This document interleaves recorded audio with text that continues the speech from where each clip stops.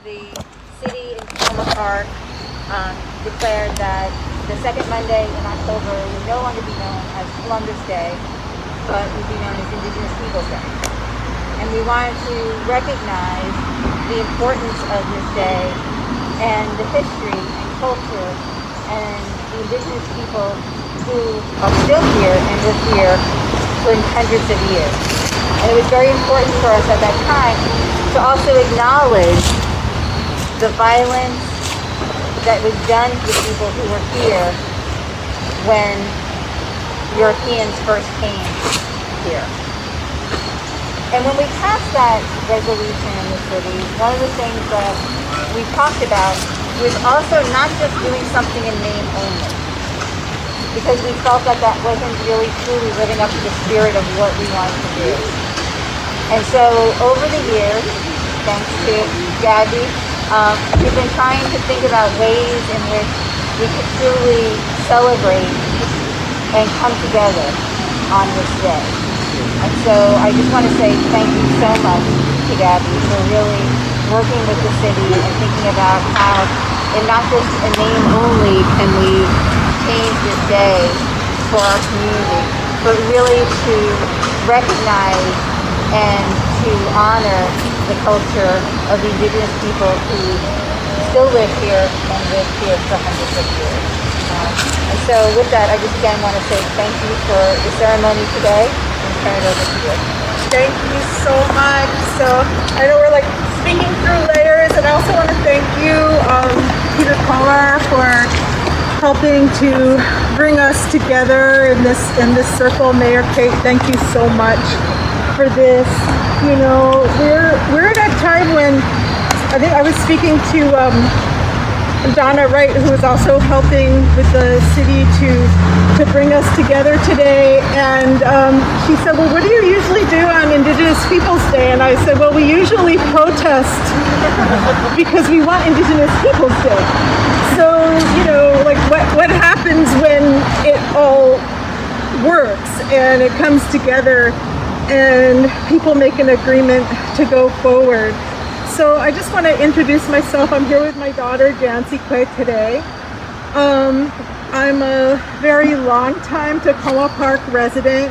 I chose to live in this community because of its values and because it really actually has had a strong anchor with Native peoples for many years. There have been Piscataway people, including relatives of mine, who have lived in Takoma Park since the 1940s, 1950s, and I ended up coming here specifically because it was a place that was a center of organizing and activism for American Indian causes and American Indian movement. There was, of course, a real center of people that were organizing. So when I came back into this area, I was asking, well, where should I live? And everybody from what was called Mid-Atlantic Indian Alliance said, well, you have to come live in Takoma Park. So,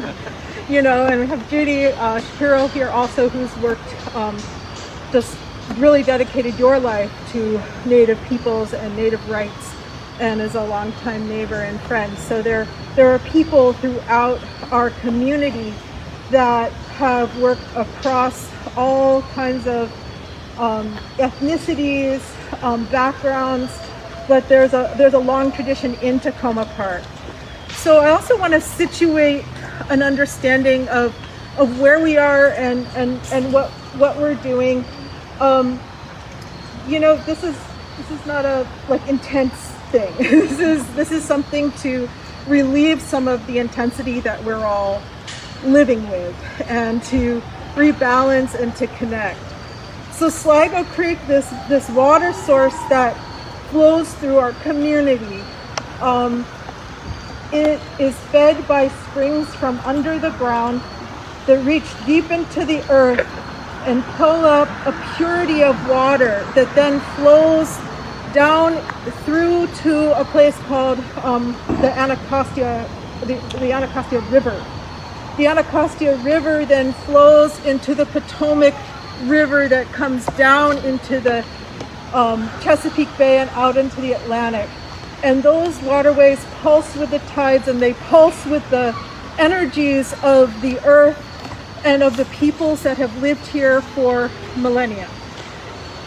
When we think about these waterways, think about them as little blood vessels that are connected to arteries, that are connected to the pulse of your heart. And that's the way that Piscataway people see our waters. That's the relationship that we have with the waters and the land that embraces it. So when this water goes into the Anacostia is named for the Nacotchtank people who lived within this area, within the boundaries of what is called today Washington, D.C., for thousands of years. There is documented human inhabitation of these lands for over 10,000 years. It's a really, really long time. Because like when you think about how much has happened since March, like, I'm like, well, multiply that. You know, like to get a sense of time, like a lot can happen, right? You know, in 6 months. So what happens in 10,000 years? A lot. But these are the Anacostan people who lived within these areas, were quarrying and mining for rock lithics for their tools for a very long time. And the Anacostans belong to the Piscataway chieftain that I belong to. So that's the relationship that we have. And they were, because of intrusion, colonization, settlement, disease, now we're all know, none of us are strangers to pandemics. And I see here we also have a series of our spiritual walkers. Can we have the spiritual walkers? You guys come up and just be with us in distance. I just want to say like how happy I am to have you. These are walkers that are on a spirit prayer pilgrimage that we started this morning. And thank you so much for coming. I love you guys, and I'm so happy you're here. So, just to say that that's where we are. And the Anacostan people, even though they were really decimated, their survivors got pushed down into the Piscataway areas that are mostly in Charles County, Prince George's County, and then recombined with our people. And so we carry their lineage in our contemporary community. And there's a practice of going to the water. So what we'll do is I'm gonna light, I have a couple things here. We have, well, first of all, an eagle feather that comes from an eagle that dropped its feather. We don't like kill the birds, you know, they drop them, like, you know, they shed them, molt them, right? That is from an eagle that is right down on the lower Potomac that my son found for me. And, you know, again, supposed to have disappeared, you know, we're just nearly annihilated in this area. And because of the good work that people did, the eagles have come back. You know, our culture has come back. The water is still here. So this, the feather is a way of connecting people to the stratosphere. It's something that's considered very sacred because you have a connection. What I also have here for us is like my kids call this like the little black coffin. It's not so it's actually from my children are half Colombian, and so this vessel comes from Colombia. But inside of it I have leaves that are from a red cedar tree that are dried, and the red cedar is considered to be a sacred tree because its heart is red and because it always stays green. The leaves themselves, we're going to light them. It'll create kind of an incense, and we'll bring that around. It brings in a good energy. Their red cedars are considered to also have a red heart and red blood within them, and our chiefs are buried under red cedar trees, so it carries spirit. It's like what people call like the tree of life, or the universe tree, or in some cultures you call it like the axis mundi. It's that's what that is in there. What we also have, yeah, you can hold that. So what we also have in here is just a little gourd, and we all love our pumpkins. Hi, so nice to see you. And so we have in this gourd, and the gourd is like a symbol of a woman's womb and a woman's authority. In the gourd, I have some tobacco, and the tobacco is a way of transmitting a prayer or a thought or an honor. If we were in another kind of space, I would be giving everybody a little pinch of tobacco, but like I'm afraid of like germ, we all have to be careful. So what we're doing is we're going to create this circle, which is in itself a vessel and a collective mind and a collective heart and a collective spirit. We'll all have this tobacco here. And so what we'll do is we'll do the opening, the blessing, and then what we'll have is everybody, what we do is it's called greeting the waters.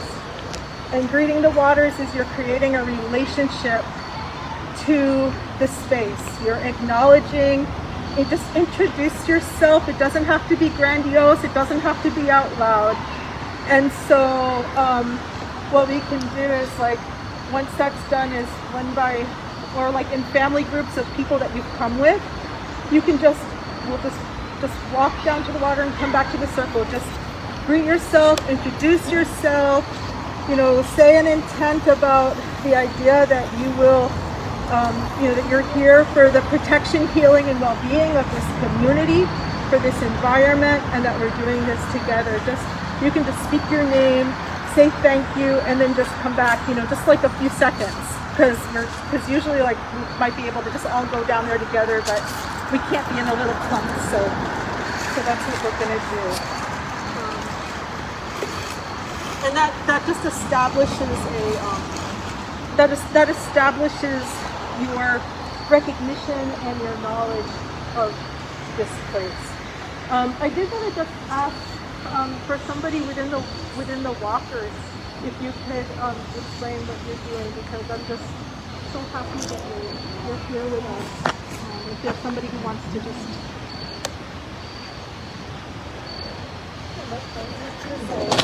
Sure. Greetings, everybody. My name is Saitami. This is Leah. This is Waida. We're of different nations, indigenous nations, and we're taking on a 3-day walk that goes from Rockville, Maryland, all the way to Piscataway Park. We divided it to 3 days so that we can pace ourselves. Also because of resources and because of the pandemic, we want to be as safe as possible. Basically, we are inspired by Indigenous Peoples Day coming up, and just an opportunity for us to get more in touch with get more in touch with our ancestors as folks who are in a period of their life who are young and still working on becoming influential people in the world. We walk with prayer, we walk with intention of healing ourselves, and we walk with intention of healing each other in the process as well. So it's a very safe, it's a very sacred space where we place our trust with each other. And so far we've had a really successful day, and we just finished. So that's pretty much what we're doing right now. We're praying, we're healing, and we're getting in touch with this planet of ours. Thank you, Takoma, and thank you for being here, for both of you who are carrying all these prayers with us. This is a time of year actually that we're transitioning from a feminine cycle to a more masculine cycle. So we're kind of coming into the cusp of that, and there's always pieces of both, but it's a time of the year, right, where we have transitions. So let's go ahead and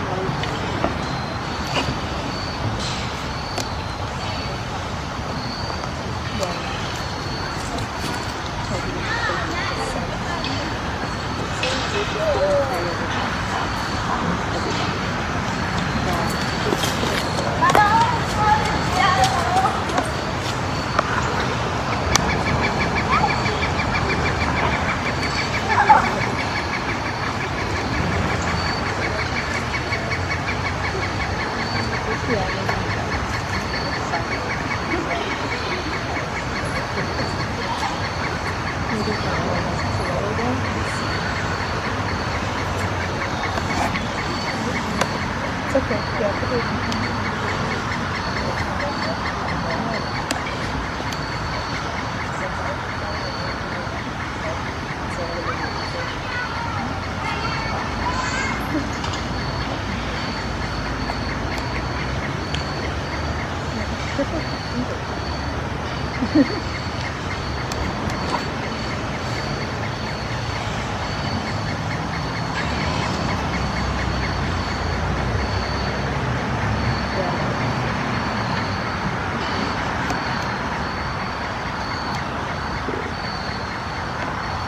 Lighter difficulties.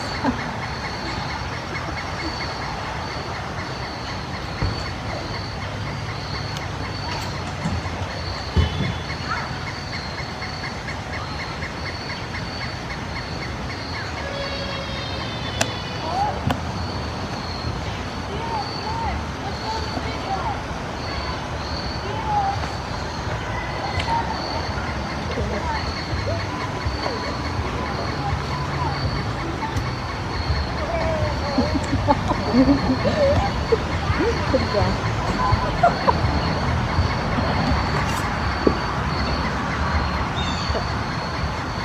We're gonna let that chill a little bit.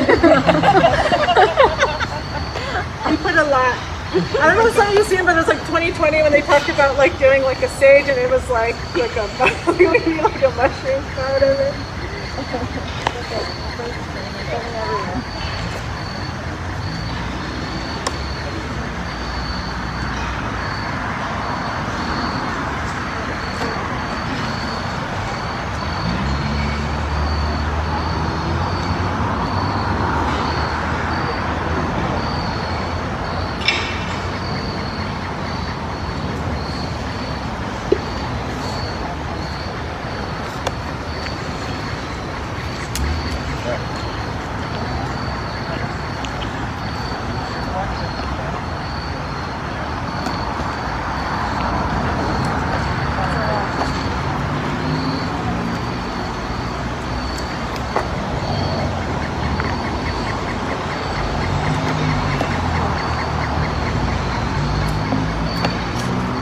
And usually we do have like an actual fire, like an actual like fire pit and a fire and we'll like offer this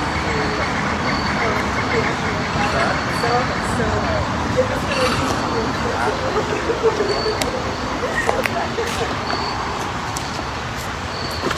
Where's the sheriff? So how you doing? Is it? Well, this is kind of getting down a little bit. To be able to start to think about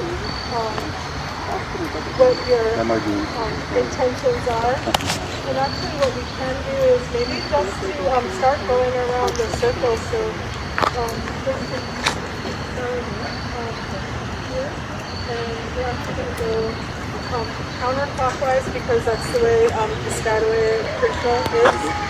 And if you want to go up to the water, just come back. I'll show you where we're going to go.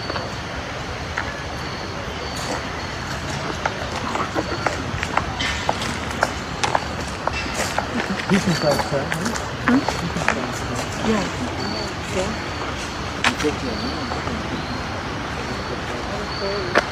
Every time I work like that.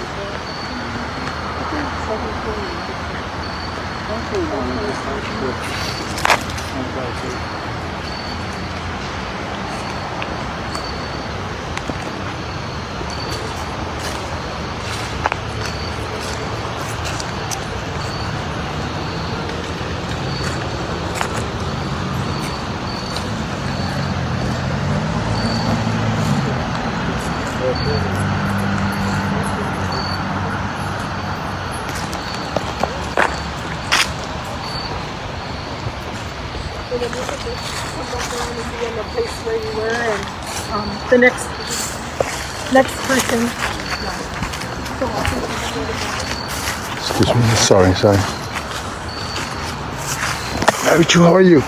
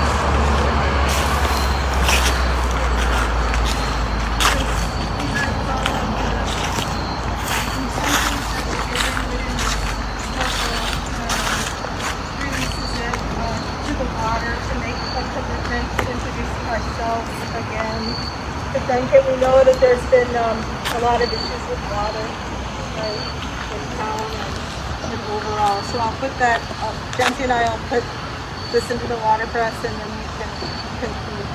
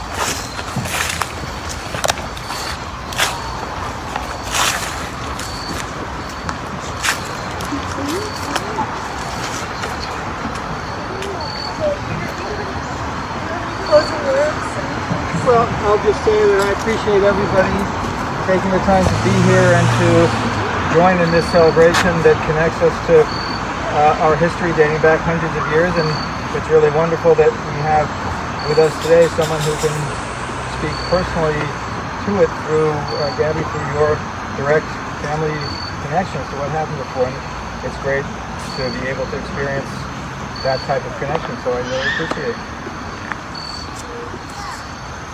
So I think we'll close the circle.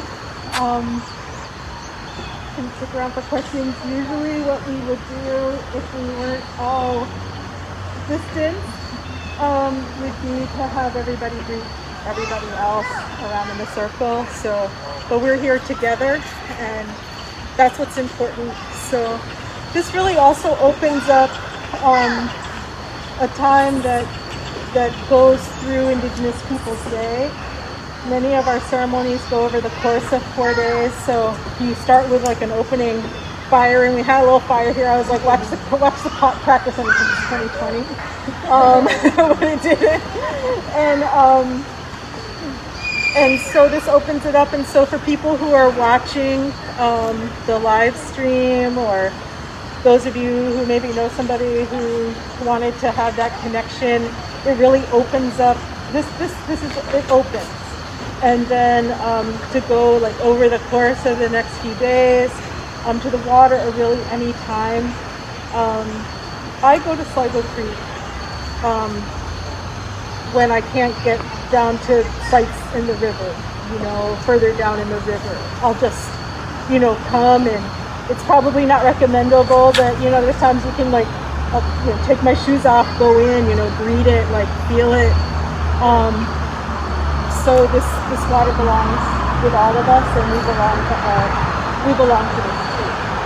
Wherever else it is that you're from, or wherever else it is that you call home, this is home, and you've created that relationship.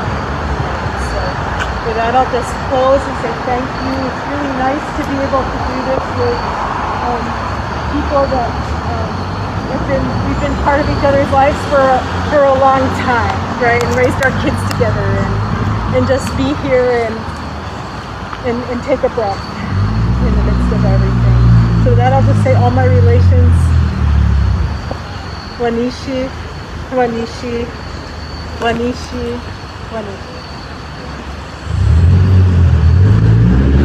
Happy Indigenous Peoples' Day! Yay!